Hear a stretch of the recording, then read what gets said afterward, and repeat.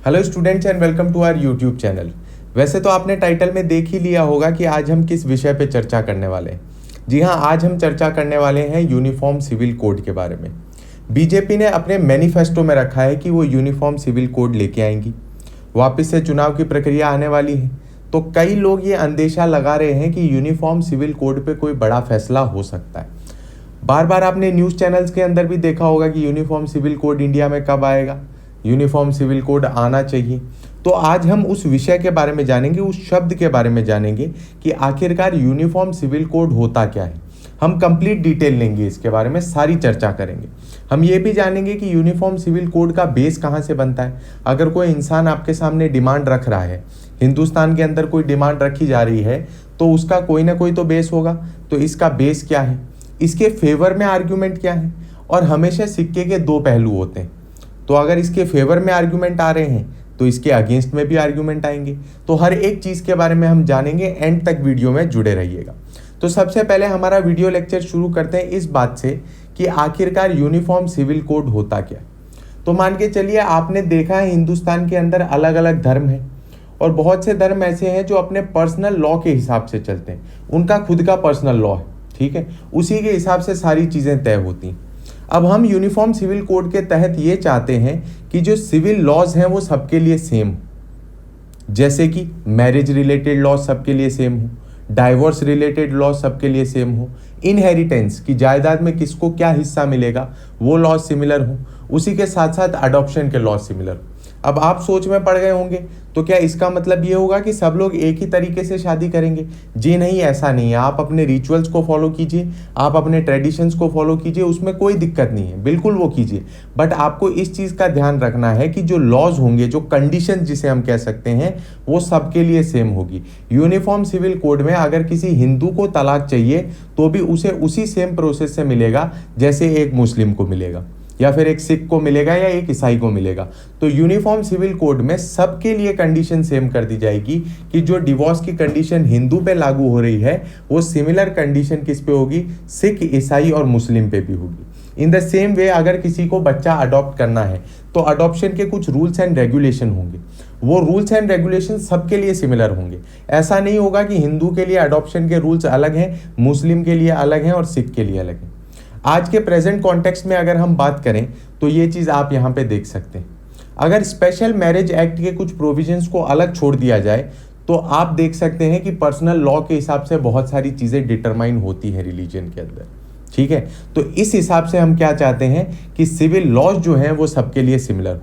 मुझे उम्मीद है कि आपको यूनिफॉर्म सिविल कोड का मतलब अब समझ में आ गया होगा। चलिए अब आगे चलते हैं और इसकी हिस्ट्री के बारे में जानते हैं कि इसकी हिस्ट्री हमारे सामने आती कहाँ से। तो सबसे पहले आपको देखना है ब्रिटिश एरा के दौरान। ब्रिटिश एरा के दौरान क्या हुआ उसे जानने की कोशिश करते हैं। ब्रिटिश एरा के दौरान बहुत सारी कॉम्प्लेक्सिटीज़ थी, अलग अलग धर्म थे और हर एक धर्म का अपना पर्सनल लॉ हुआ करता था, जिसके हिसाब से ब्रिटिशर्स जो है न्याय दिया करते थे, सज़ा सुनाया करते थे। जो भी काम उनका हुआ करता था वो उस पर्सनल लॉ के हिसाब से किया करते थे। फिर आप जैसे जैसे आगे बढ़ेंगे तो आपको मालूम चलेगा कि पोर्टुगीज़ ने कब्जा कर लिया किस पे, गोवा पे।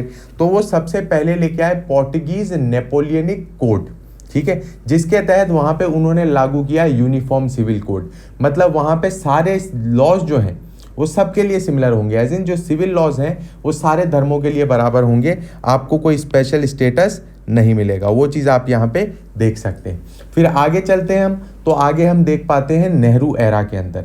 तो नेहरू एरा के अंदर जब हम देखते हैं तो जवाहरलाल नेहरू का खुद का ये मानना था, हमारे उस समय के प्रधानमंत्री का खुद का ये मानना था कि अगर देश को विकसित होना है, देश को आगे बढ़ना है, तो यूनिफॉर्म सिविल कोड बहुत ज़्यादा ज़रूरी।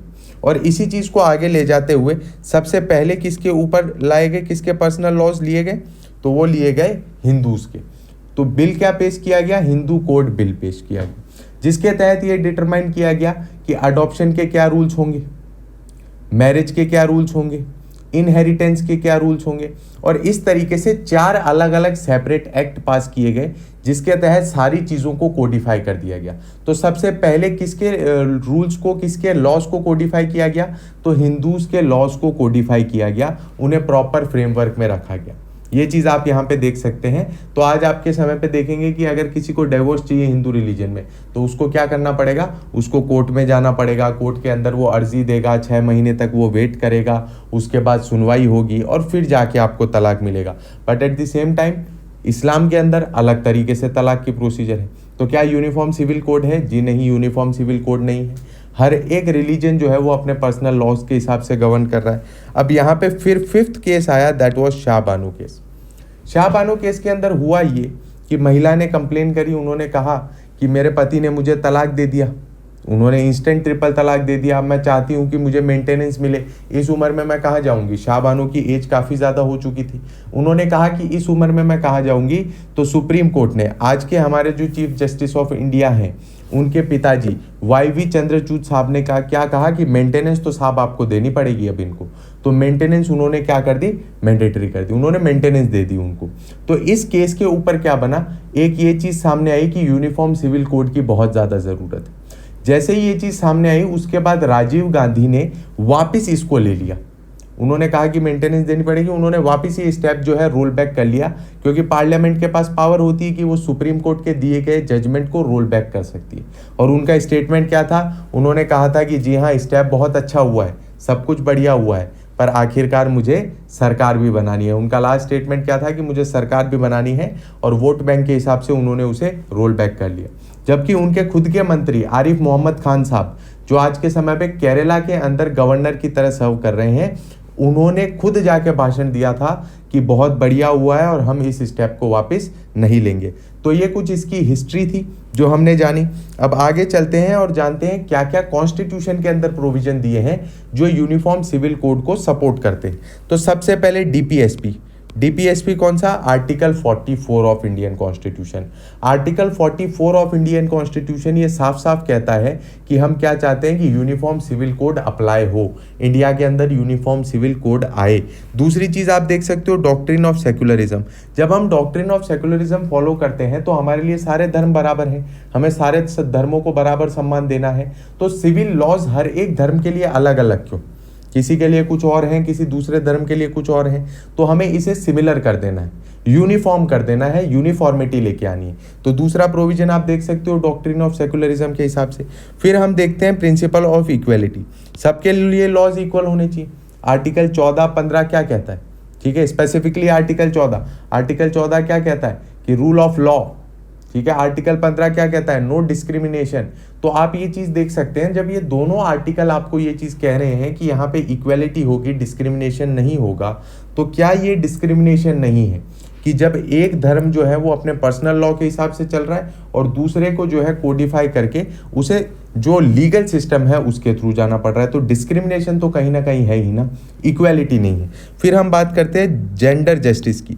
किसी भी धर्म को उठा के देख लीजिए, किसी एक धर्म का मैं एग्जाम्पल नहीं लूंगा, आप किसी भी धर्म को उठा के देख लीजिए, उस धर्म के अंदर जो सबसे ताकतवर पोजीशन पे बैठा होगा वो फंडामेंटलिस्ट होगा। मतलब जो एकदम ऐसी सोच रखते हैं कि किसी भी तरीके से कोई भी चेंज नहीं आना चाहिए धर्म में, हम उन्हें कहते हैं फंडामेंटलिस्ट। जो रिलीजन के अंदर पावरफुल पोस्ट पे बैठा होता है, मेजॉरिटी वो क्या है, आपको फंडामेंटलिस्ट ही मिलेगा कि हमारे धर्म में कोई परिवर्तन नहीं होना चाहिए। और ऐसे में ज़्यादातर एक्सप्लॉयटेशन किसका होता है? वुमन का। हर एक धर्म की बात उठा के देख लीजिए, सिर्फ एक की बात नहीं कर रहा मैं, हर एक धर्म के अंदर आपको ये चीज़ मिलेगी कि वुमन का एक्सप्लॉयटेशन है कहीं ना कहीं। और इसी चीज़ को हटाने के लिए हमें क्या है, लीगल सिस्टम की तरफ जाना पड़ेगा। हमें किसकी तरफ जाना पड़ेगा? लीगल सिस्टम की तरफ जाना पड़ेगा। और वो कैसे होगा? जब हम यूनिफॉर्म सिविल कोड को अप्लाई करेंगे। तो आप यह चीज़ देख सकते हैं यहाँ पे, प्रोविजन इन इंडियन कॉन्स्टिट्यूशन, ये सारे प्रोविजंस आपको इंडियन कॉन्स्टिट्यूशन में मिल जाते हैं। डीपीएसपी में देख लीजिए या फिर फंडामेंटल राइट्स में देख लीजिए, तो प्रोविजन तो आपके पास है। अब जानते हैं कि क्या क्या आर्ग्यूमेंट्स हैं इसके फेवर में। Why India should adopt uniform civil code, क्यों अडॉप्ट करना चाहिए इंडिया को यूनिफॉर्म सिविल कोड? सबसे पहले तो नेशनल इंटीग्रेशन। जब सबके ऊपर समान कानून लागू होगा, समान कानून की वजह से वो एक दूसरे से क्या रखेंगे? सहानुभूति रखेंगे। जब सबको एक तरीके से ट्रीट किया जाएगा ना, तो वो एक दूसरों के साथ रिलेटेड फील करेंगे, उन्हें लगेगा जी नहीं हम कॉमन हैं, हम अलग नहीं हैं। तो वो जो सेंस ऑफ इंटीग्रेशन आएगा वो यूसीसी लेके आएगा। दूसरी, जेंडर जस्टिस एंड इक्वेलिटी।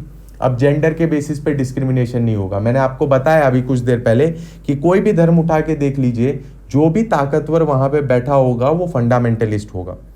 पर अब क्योंकि लीगल सिस्टम है तो हम देख सकते हैं कि यहाँ पे आपको प्रोग्रेसिवनेस देखने मिलेगी, चीजें आगे की तरफ प्रोग्रेस करेंगी।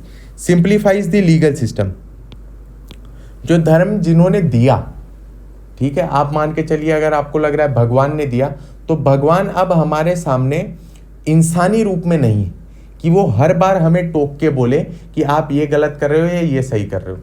तो हमें कौन बताता है कि ग्रंथों में क्या लिखा है? तो उसके लिए की जाती है इंटरप्रिटेशन। स्पिरिचुअल लीडर्स जो हैं वो इंटरप्रिटेशन करते हैं, वो बताते हैं कि नहीं यहाँ पे ये चीज़ लिखी है। तो इंटरप्रिटेशन तो वेरी कर सकती है। अब कोई कुछ चीज़ लिख के गया, उसकी मल्टीपल इंटरप्रिटेशन निकल सकती है। मैंने कोई चीज़ आपको बोली, अब आप समझोगे वही जो आप समझना चाहते हो। आर यू गेटिंग इट और नॉट? तो इसी तरीके से यहाँ पे क्या है कि ये कॉम्प्लेक्स हो जाती हैं चीज़ें। पर्सनल लॉ का मीनिंग क्या, कौन बताएगा पर्सनल लॉ में कौन सी चीज़ है कौन सी नहीं? इसका इंटरप्रिटेशन कौन करेगा और कौन सा इंटरप्रिटेशन हम सही मानेंगे? तो बहुत सारी कॉम्प्लेक्सिटीज़ हैं। आप सोच रहे होंगे कि इतनी सारी चीज़ें एक साथ आ गई। जी हाँ, ऐसा ही होता है पर्सनल लॉ के अंदर। तो जब यूनिफॉर्म सिविल कोड आएगा तो एक लीगल सिस्टम के थ्रू उसे बनाया जाएगा और वो कोडिफाई हो जाएगा। Modernisation and reforms. It's easier to reform codified laws, जो कोडिफाई किए गए हैं, जो पार्लियामेंट द्वारा बनाए गए हैं, आप अमेंडमेंट के थ्रू से चेंज कर दोगे। बट जब धार्मिक चीज़ों की बात करते हैं उनका अंदर अमेंडमेंट बहुत मुश्किल से होता है। आपको एक एग्जांपल बताता हूँ। किसी समय पे ऐसा रहा होगा कि धर्म के अंदर जो है महिलाएं ज़्यादा हो गई और पुरुष कम। तो सोसाइटी की जो वैल्यूज़ हैं, सोसाइटी का जो स्ट्रक्चर है, उसे मेंटेन करने के लिए इस चीज़ की परमिशन दी गई कि एक पुरुष जो है वो एक से अधिक महिला से शादी कर सकता है। ठीक है, उस समय की रिक्वायरमेंट थी ये। पर क्या आज के समय की ऐसी रिक्वायरमेंट है? जी नहीं। बट क्यों हम उस चीज़ को चेंज नहीं कर रहे? क्यों हम उसे वैसे का वैसा पकड़ के बैठे? तो इसी तरीके से देखिए, अगर हम इसको लीगल सिस्टम में देखें, पार्लियामेंट के थ्रू देखें, तो अमेंडमेंट बहुत आसानी से हो जाएगा, इजीली अमेंडमेंट हो जाएगा। यस और नो? तो यहाँ तक चीज़ें समझ आई कि नहीं है? Why India should not adopt UCC, कुछ तो इसके भी पॉइंट होंगे। तो सबसे पहला, complexities due to cultural diversity. इतने अलग अलग भांति के कल्चर हैं, आप कौन सा पैमाना लोगे? किस तरीके से आप बेसिक फ्रेमवर्क बनाओगे कि हाँ इस आधार पे सबको हमें ट्रीट करना है? तो यहाँ पे कॉम्प्लेक्सिटीज आएंगी, बहुत सारी डाइवर्सिटीज हैं। दूसरी चीज़, इंडिया के अंदर ये प्रैक्टिकल नहीं। हम उन्हें ले जाके देंगे, कितनी इसकी श्योरिटी है कि वो एक्सेप्ट करेंगे? क्या इंडियन सिनेरियो ऐसा है? क्या भारत की जनता ऐसी है कि उसे हंसी खुशी ले लेगी? तो यहाँ पे अनसर्टेनिटी है आउटकम की, कि आउटकम हमें मालूम ही नहीं है क्या आएगा। हो सकता है कि ये बहुत अच्छा हो सकता है इसके अंदर कोई इशू भी आ जाए। सो वी डोंट नो, हमें नहीं मालूम है कि किस तरीके का आउटकम आएगा। दूसरी चीज़, फ्रीडम ऑफ रिलीजन। हम क्या कहते हैं? आर्टिकल 25 और आर्टिकल 26 के तहत हम कहते हैं कि आपको धर्म की आज़ादी, आप अपने धर्म को खुद चुन सकते हैं, उसको प्रोपोगेट कर सकते हैं, उसको प्रैक्टिस कर सकते हैं, उसे आगे ले जा सकते हैं। तो अब यहाँ पे कहीं ना कहीं वो बाउंडेशन के अंदर आ रहा है कि नहीं आ रहा? अब आप सोच रहे होंगे इसका कंक्लूजन क्या होगा? तो इसका कंक्लूजन ये होगा, जी हाँ, बहुत ज़्यादा ज़रूरत है यूनिफॉर्म सिविल कोड की। अगर आज नहीं ला पा रहे हैं हम सोसाइटी की वजह से, तो हमें इवेंचुअली इसे फेज्ड मैनर में लाना पड़ेगा। धीरे धीरे हमें यूनिफॉर्म सिविल कोड की तरफ बढ़ना पड़ेगा। बट यहाँ पे कुछ चीज़ों का ध्यान भी रखना है। यूनिफॉर्म सिविल कोड लाते वक्त इस चीज़ का ध्यान रहे कि किसी भी तरीके से माइनॉरिटी को ये फील ना हो कि मेजॉरिटी उन पे हावी हो रही। ठीक है, हमें किसी भी तरीके से यहाँ पे ये फोकस नहीं करना है कि हम माइनॉरिटी को मेजॉरिटी में मिला दें। जी नहीं, हर एक की अपनी अपनी आइडेंटिटी रहनी चाहिए। अगर हम यूनिफॉर्म सिविल कोड ला रहे हैं तो हमें मेल्टिंग पॉट थियरी, मतलब जो पॉट के अंदर गया वो मेल्ट हो गया, ये वाली थियरी पे नहीं चलना। हमें सैलेड बाउल थियरी पे चलना है कि सैलेड का आपने बाउल देखा होगा, हर एक की अपनी अपनी आइडेंटिटी है। उस तरीके से हमें चलना है और इस चीज़ का ध्यान रखना है कि किसी भी तरीके से मेजॉरिटी जो है वो अथॉरिटेरियन ना हो जाए। बिल्कुल ज़रूरत है यूनिफॉर्म सिविल कोड की, और हम आशा करते हैं जल्द ही हमें पास यूनिफॉर्म सिविल कोड देखने के लिए मिलेगा। अब इसके ऊपर कुछ लैंडमार्क जजमेंट भी हुए, उनके बारे में भी एक बार चर्चा कर लेते हैं। कौन कौन से वो लैंडमार्क जजमेंट थे? उनमें सबसे पहला है शाहबानो केस, जो मैं आपके साथ ऑलरेडी डिस्कस कर चुका हूँ। शाहबानो केस के अंदर हमने क्या डिस्कस किया? शाहबानो केस के अंदर मैंने आपको बताया कि जो वुमन थी, शाहबानो जो थी, उनको तलाक दे दिया गया और तलाक के बाद उनको मेंटेनेंस देने की बात यहाँ पे रखी गई। ये चीज़ सामने रखी गई और सुप्रीम कोर्ट ने क्या दिया, मेंटेनेंस देने की उनको बात सामने रखी, वो जजमेंट पास किया। फिर दूसरा केस आता है सरला मुदगल 1995। सरला मुदगल में ये कहा कि अगर हिंदू पति इस्लाम कबूल कर लेता है, मुस्लिम बन जाता है सिर्फ इसलिए ताकि वो और शादी कर सके, तो ये चीज़ सही नहीं, इसे सही नहीं ठहराया जाएगा, ये करेक्ट नहीं है। तो सरला मुदगल में भी हमें ये चीज़ देखने के लिए मिलती है कि यूनिफॉर्म सिविल कोड की कहीं ना कहीं ज़रूरत है। फिर बाद में आता है important case Saira Bano case 2017। Saira Bano case के अंदर कहा गया कि इंस्टेंट ट्रिपल तलाक जो है वो अनकॉन्स्टिट्यूशनल है, हम उसे खारिज करते हैं। सुप्रीम कोर्ट ने कहा कि किसी भी तरीके से ये जो ट्रिपल तलाक है ये सही नहीं है, इसे खारिज किया जाता है। और रिक्वेस्ट की पार्लियामेंट को कि जल्द से जल्द जो है आप यहाँ पे ऐसा एक एक्ट बनाएं जो उसे बैन करता हो, जिसके लिए आगे जाके ट्रिपल तलाक एक्ट भी बनाया गया, जिसके अंदर हम किसी और लेक्चर के अंदर डिस्कस करेंगे। तो ये 3 जो है लैंडमार्क जजमेंट हमें यहाँ पे देखने के लिए मिले। सो कंक्लूजन की बात हम कर ही चुके हैं कि यूनिफॉर्म सिविल कोड आना चाहिए कि नहीं आना चाहिए। जी हाँ, बिल्कुल आना चाहिए, बट बाकी सारी चीज़ों का भी हमें ध्यान रखना है। तो इसी के साथ जो हमारी डिस्कशन थी यूनिफॉर्म सिविल कोड पे वो ख़त्म होती है। मुझे उम्मीद है कि आपको लेक्चर समझ आया होगा, आपको मज़ा आया होगा।